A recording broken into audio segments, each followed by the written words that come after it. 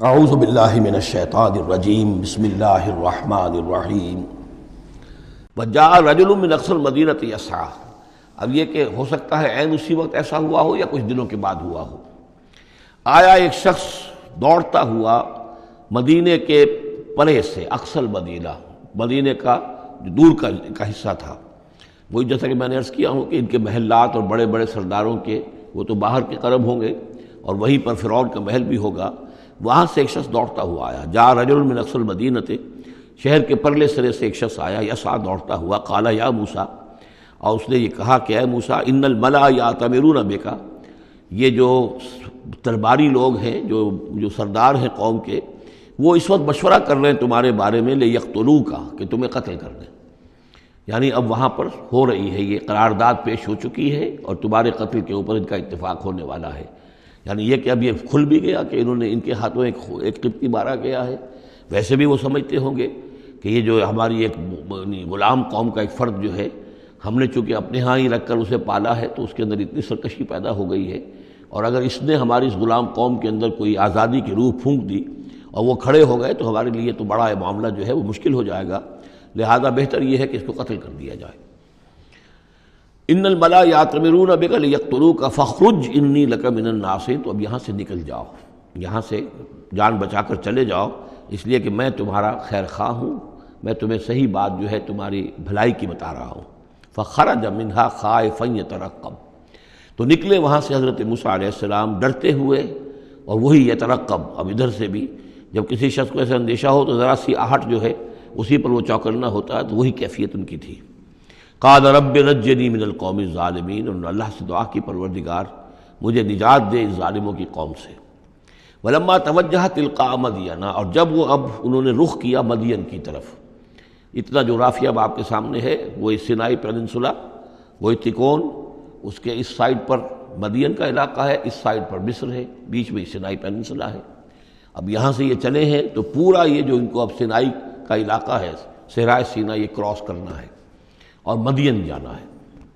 فلما توجہ تلقاء مدین، جب انہوں نے رخ کیا اپنا مدین کی جانب، قال، تو کہا عسیٰ ربی ان یہدینی سواء السبیل، امید ہے مجھے کہ میرا رب مجھے راستہ دکھائے گا سیدھی راہ کا، یعنی یہ کہ میں کہیں بھٹک نہیں جاؤں گا۔ میں اس صحرا کے اندر، ظاہر بات ہے صحرا میں لقدق میں کوئی آدمی غلط راستے پر پڑ جائے تو ویسے ہی ہلاک ہو جائے گا۔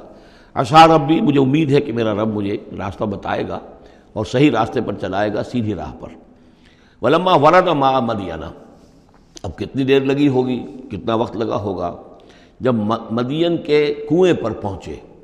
مدین کی آبادی ہے، اس کے باہر کنواں ہے، کنویں کے اوپر جو ہے رہٹ چل رہے ہیں، یا کنویں سے پانی کھینچ کر پلایا جا رہا ہے جانوروں کو، بھیڑوں بکریوں کو اور جانوروں کو۔ وجد علیہ امۃ، پایا انہوں نے وہاں پر ایک قوم کو، ایک گروہ کو، من الناس یسقون، لوگوں میں سے ایک گروہ وہاں جمع تھا، اس کنویں پر پانی پلا رہے تھے۔ کسے پلا رہے تھے؟ اپنے اپنے جانوروں کو، بھیڑیں بکریاں تھیں سب کے پاس، وہ کھینچ کھینچ کر پانی جو ہے وہ کہیں ڈالتے تھے کہ جہاں سے پھر ان کی بھیڑیں بکریاں پانی پیتی تھیں۔ وَوَجَدَ مِن دُونِهِمْ امْرَأَتَيْنِ تَذُودَانِ، اور ان کے پرے انہوں نے دیکھا کہ دو عورتیں ہیں جو اپنی بکریوں کو روک کر، تھام کر کھڑی ہیں، یعنی بکریاں چاہتی ہوں گی پیاس کی وجہ سے پانی کی طرف آنا، لیکن وہ انہیں روک رہی تھی کہ نہیں ابھی ہماری باری نہیں ہے، رکھیوں روک رہی تھی۔ قال ما خطبکما، حضرت موسیٰ نے ان دونوں سے سوال کیا، یہ آپ لوگوں کا کیا معاملہ ہے، کیوں آپ کھڑی ہیں یہاں؟ قالتا لا نسقی حتی یصدر الرعاء، انہوں نے کہا کہ ہم نہیں اپنے اس گلے کو پانی پلا سکتی جب تک کہ یہ تمام چرواہے چلے نہ جائیں۔ یہ چرواہے جو ہیں پانی پلا کے جب چلے جاتے ہیں اپنے گلوں کو لے کر، پھر ہم جاتی ہیں اور جا کر اپنے ان بھیڑوں بکریوں کو پانی پلاتی ہیں۔ وہ ابونا شیخ کبیر، ہمارا والد جو ہے وہ بہت بوڑھے شخص ہیں، ضعیف ہیں، مطلب یہ کہ کوئی مرد، جوان مرد ہے نہیں، والد ہیں گھر میں تو وہ بوڑھے ہیں، یہ کام جو کہ مردوں کی کرنے کا تھا وہ ہمیں عورتوں کو کرنا پڑ رہا ہے۔ اب ظاہر بات ہے کہ ان چرواہوں سے کون جھگڑے، تو اس لیے کہ ہم اس میں جو ہے اپنی باری کے معاملے میں ہم نے یہی طے کیا ہوا کہ یہ سب پانی پلا کے چلے جائیں اپنے اپنے ریوڑ لے کر، تو پھر ہم پانی پلاتی ہیں۔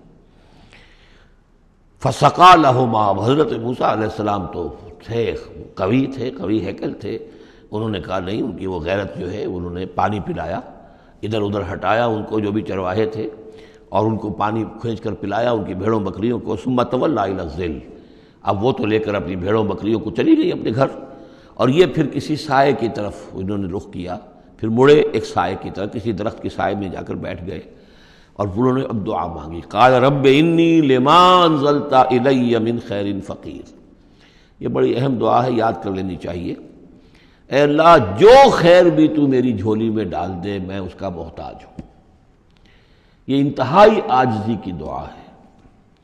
اب ایک شخص ہے، محل میں پلا بڑھا، وہاں سے نکل کے بھاگا ہے جان بچا کر، پورا سینائی پیننسلا کراس کیا ہے، کیا سختیاں جھیلی ہوں گی، اب یہاں پہنچے ہیں، کوئی جاننے والا نہیں، کوئی پہچان والا نہیں، ایک بالکل یوں سمجھیے کہ غربت کی حالت ہے۔